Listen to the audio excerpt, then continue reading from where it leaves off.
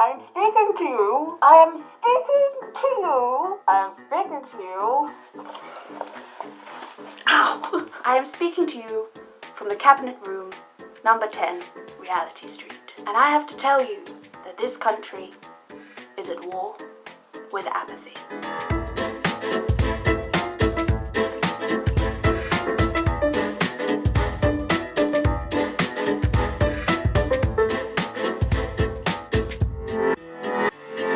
We need to talk about World War II.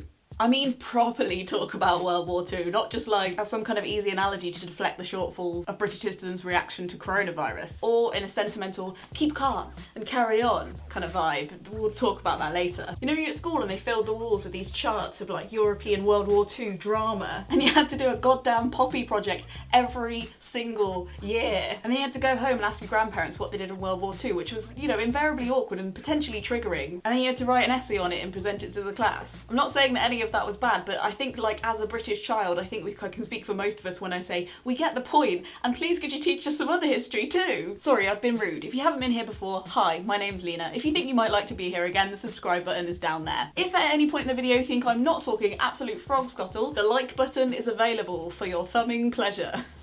Now, we know, and I completely acknowledge, how brave these people were. We often go on about how self-sacrificing that generation was. Hashtag never again. We ask the question we're allowed to see as almost rhetorical at this point, rather than a call to arms.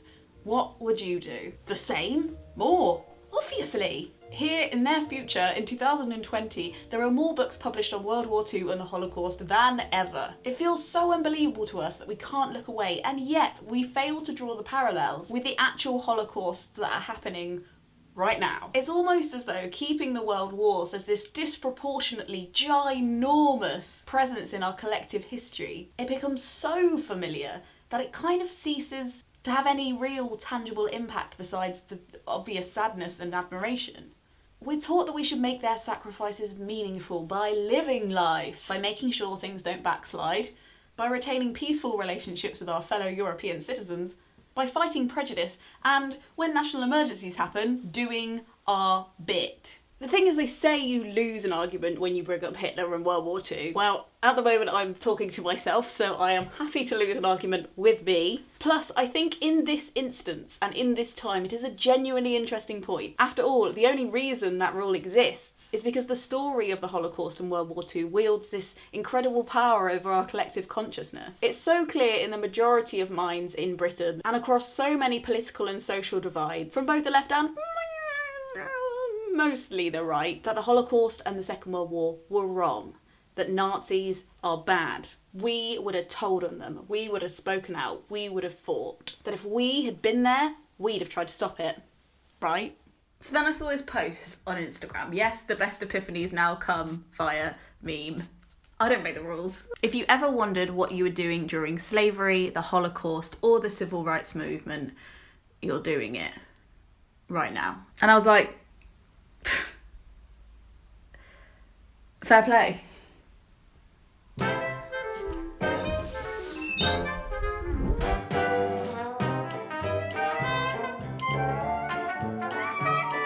When I think about Black Lives Matter and my white voice included, so quick to say, I had no idea, I didn't know it was this bad, this is bad, this is really bad, isn't it? When I think too hard about all the people wandering around outside right now, risking other people's lives just because Boris says it's fine. When I think about how we spend our evenings watching other people watch TV about cake. Gogglebox is so good though. While the earth is literally crumbling beneath our feet and we might face societal collapse in the next 10 years, it makes me think of a film called The Reader. It's a film that follows this law student called Michael, and we find him about a decade after this beautiful romantic love affair he has with this woman that comes to a very mysterious and abrupt end. He's a German law student and he re-encounters the lover, Hannah, as she defends herself in a war crime trial. Turns out she was a guard at Auschwitz. That is one shit Tinder day. Hannah's asked on the stand repeatedly why she took the job. And she answers every time that she was simply laid off. She saw a job advert, she applied for a job. She didn't do anything illegal, and she wouldn't be killing anyone herself. When she's asked why she didn't let this group of Jews out of a burning building, she simply answers, "We were guards." it was our job. The film kind of asks, like, to what extent can we live with ourselves when we are actively choosing to do things that are both legal and supported by the culture that we live in, but we know are going to result in the death or persecution of others? It asks the question, who knew? And if they did know, to what extent are they culpable? It's really uncomfortable because the court ends up kind of asking not if being a Nazi guard is wrong, but is it understandable? Understandable is something that I apply to actions in my own life all the time. Everyone does it, it's hard to avoid. I mean, we do what we can. These excuses are perhaps fine to apply to little slit-ups, one-off exceptions, but to apply them to a whole lifestyle, a lifestyle I'm not just letting happen to me, but I'm actively running towards. And it's a bit screwed up, isn't it? In the lecture after the trial, their lecturer tells them, society thinks they operate by something called morality, but they don't. They operate by something called law. In the law's eyes, you're not technically guilty for working at Auschwitz. Over 8,000 people worked at Auschwitz. 19 people were convicted, and of those 19, only 6 for murder. Because, according to the law, to prove murder, you have to prove intent. Remind you of any debates that we're having right now? A boy sitting in the law lecture next to Michael bursts out. People go on about how much did they know? Who knew? Everyone knew. Our parents, our teachers. That isn't the question. The question is, how could you let this happen? And better, why didn't you kill yourself when you found out? I think back to that character in the film and I wonder what he'd have said during the various Black Lives Matter protests, during this coronavirus time, during this climate crisis that we're living through. What's been interesting during this time of lockdown is witnessing in my own self and others this bubbling, ready anger at the rules not being set correctly, but also people willfully breaking them in the name of apathy. It kind of shattered the bubble I had in my head of like, if only people knew what the right thing was to do, they would probably do it. And I wonder how disproportionate it is and how latent anger has been and where it kind of could have been directed and why it's all coming out right now. Because people putting their luxuries before the basic safety and welfare of others is kind of normal in a horrific way. And I'm not saying that being angry at strangers breaking the rules is completely correct or completely incorrect. The ugly side of that tendency is public humiliation, individual targeting, policing and shaming. But the good side could be not encouraging an individualistic attitude that lets someone pretend they live in a vacuum. Me included. Most of my life I live like Linda. Where's the hope, Lena? I hear you say. I came for the hope. You're making me feel like a turd. Well, I think it's kind of all in this phrase I said right at the beginning. Keep calm and carry on. It's me, Rosie the Riveter, Lena the Lopper. I'm here to tell you a little bit more about this famous sign. On every tea towel mug and obnoxious British merchandise, and in the hearts of all of us as a little bit of that Blitz spirit we're all so nostalgic for. If only, am I right? In 1939, as we revved up to go to war with the Nazis, the British government were like, we should probably commission some posters to get people in the mindset, to get people in the mood to fight for their lives. They actually commissioned 3 of them and went so far as to printing a lot of each poster, but only 2 went out. The Keep Calm and Carry On poster we all so love and revere actually hasn't been famous for that long. It was a relic of the past discovered in a bookshop, actually, in 2000, and slowly gained popularity and momentum until it was literally everywhere by 2009. What was happening around 2009? We just recovered from a fascinating 10 years of having Tony Blair in office, and we were promised that we were just at the end of the era of the boom and bust, as promised by British Bulldog Gordon Brown. And I quote from the book The Ministry of Nostalgia by Owen Hatherley, despite the success of his very 1940s alternative of nationalising the banks and thus saving capitalism. Then we entered this time that Hatherley talks about that is a brief series of protests in 2009 to 2011 that were being policed in really ferocious ways. The authorities were allowed to utilise the apparatus of security and surveillance and the proliferation of the prevention of terrorism laws set up under the new Labour governments of 2007 to 2010 to combat any signal of dissent. His theory is this poster being so tightly held to our chests during this period was our attempt to embody all the contradictions produced by a consumerist economy and attempt to adapt to thrifting and to the normalisation of security and surveillance in an ironic, depoliticised aesthetic. Chilling. After the unrest of 2011 fizzled out, the poster seemed to become a self-satisfying declaration of the refusal to resist austerity and instead offer a commitment to plod glumly along in an increasingly intolerable situation. So you see, keep calm and carry on was the one poster that didn't get through. The 1939 government deemed it inappropriate, completely the wrong message, not what would help a people save themselves. What they needed was large-scale, personal and social sacrifice. What they needed was for communities and individuals not just to hear and believe the facts, but really enact the facts. The actual opposite of carry on, in a non-calm, let's change everything, panic stations kind of fashion. Do you want to know the two posters that our grandparents were actually inspired by to fight fascism? These were the two that were considered appropriate. Your courage, your cheerfulness, your resolution will bring us victory. And freedom is in peril. Defend it with all your might. Now I wonder why that wasn't trendy in 2011. The truth is, our grandparents, and what I should have written in my little essay at school that's like, what did your grandparents do during the war? Is that they did not keep calm and they did not carry on. They acknowledged a threat and they changed everything. These posters were part of a way of thinking that helped them do it. During the war, millions of people's occupations changed overnight. Farm workers became soldiers, stay-at-home mums became farm workers. Factories previously making lipstick started producing war paint. Fashion brands started making uniforms. Companies that had produced washing machines started producing military-grade equipment. Lingerie, or as I used to call it as a child, lingerie. Factories started making camouflage netting. Hollywood studios started producing anti-fascist material. The government actively encouraged people to open up their homes to strangers during air raids, and everyone changed their shopping habits.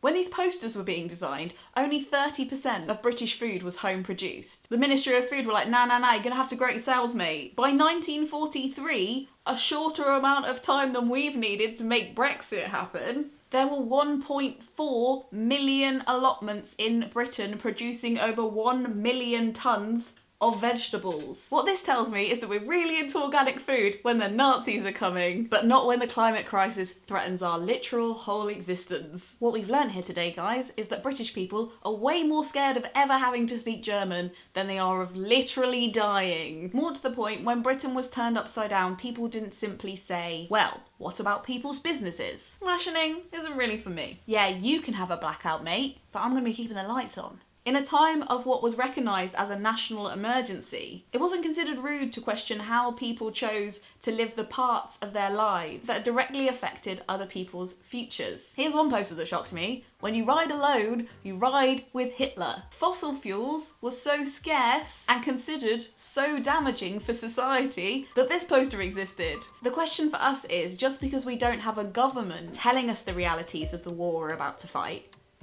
do we continue to lie to ourselves?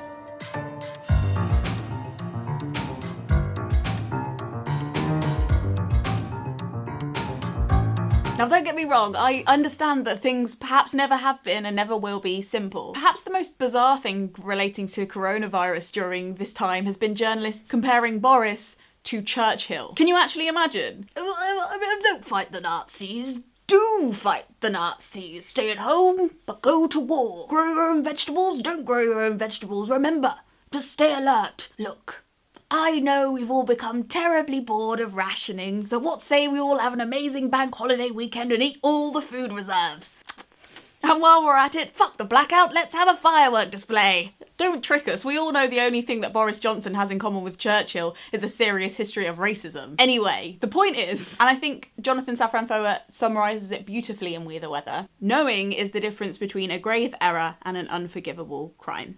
There are three big causes in my head and in my heart right now, and in the past I have been the most utter apathetic turnip towards all of them. Racism, COVID-19, and the climate crisis. It's kind of like this blind spot I have on my face when I wear my glasses. Like, I know that the rims of the glasses are there, but my brain willfully edits them out without my explicit permission so that I can walk around and see Nobody tells you, though, what happens when the frames of your glasses are literally on fire. It's been really hard to understand my own apathy when I look back at my life, and I imagine it's a source of shame and therefore avoidance for a lot of people. I understand now that the answer is to take responsibility for it and work out how to stop myself slipping back into it. Why can't I ever sustain knowing long enough to make it a real belief? Why am I still struggling with my conviction on all three fronts? I would love to hear yours in the comments below, but I have 3 theories and 3 possible remedies. Number 1, we're presupposed to overestimate our understanding of certain topics that we actually don't really know in depth because they feel familiar to us and that's how our brains work. In Don't Even Think About It, Why Our Brains Are Wired to Ignore Climate Change,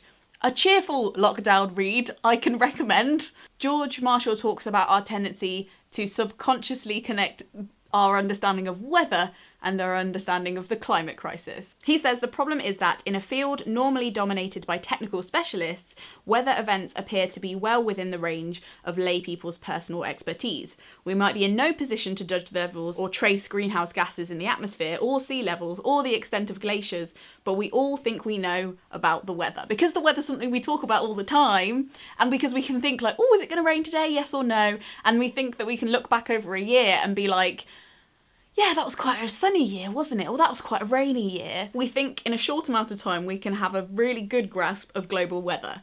The remedy for this discrepancy, I think, is consciously sitting down and constantly reminding yourself that you don't know. Bad for our ego, good for our survival. Own your not knowing, encourage others to own theirs, don't shame them for it. Let's all be open about our level of expertise and what we know. Number 2, emotions hit harder than facts. Most of us already have the facts about the 3 topics I mentioned at our fingertips. It interests me that it's not very thorough reports on issues like climate change or structural racism or people who predicted coronavirus 10 years ago.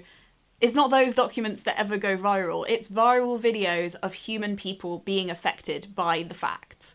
Those are the things that feel like they stop the world turning. Those are the things that often get our attention. But it's facts that don't fade. We need to stay human and to stay unapathetic, we need both. Even if at certain times our brains crave one over the other. I am going to commit to learning the facts. Follow my curiosity, follow my hesitations, follow my questions, and learn the factual counter-arguments to the voices in my head that say, nah, it's probably not that bad, don't worry about it. It's what we fall back on when our minds aren't running on adrenaline and shock anymore.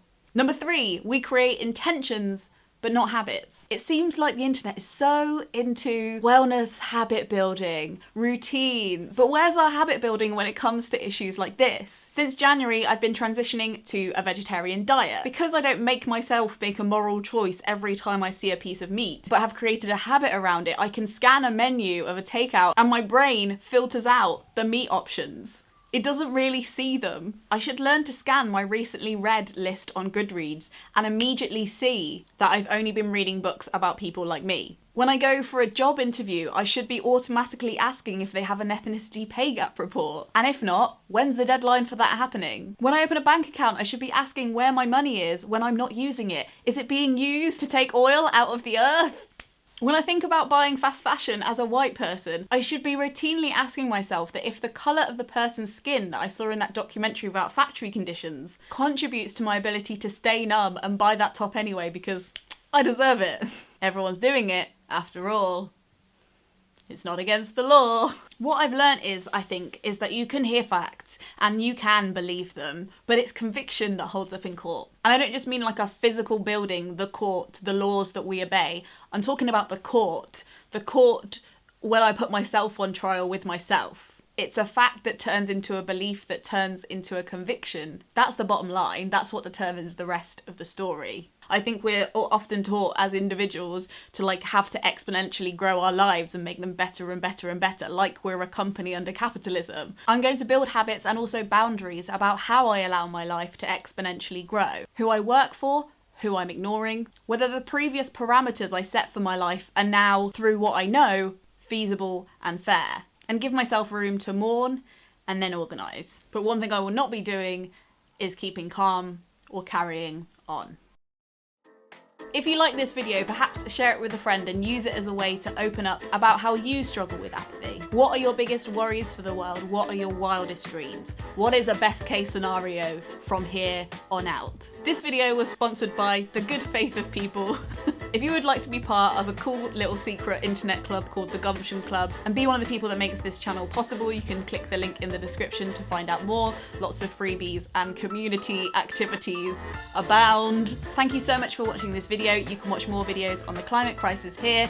You can watch a video I made about the British Empire here. You can watch a video I made about the pandemic here. Good luck resisting, staying calm and carrying on. And until next time, Frog Snug out.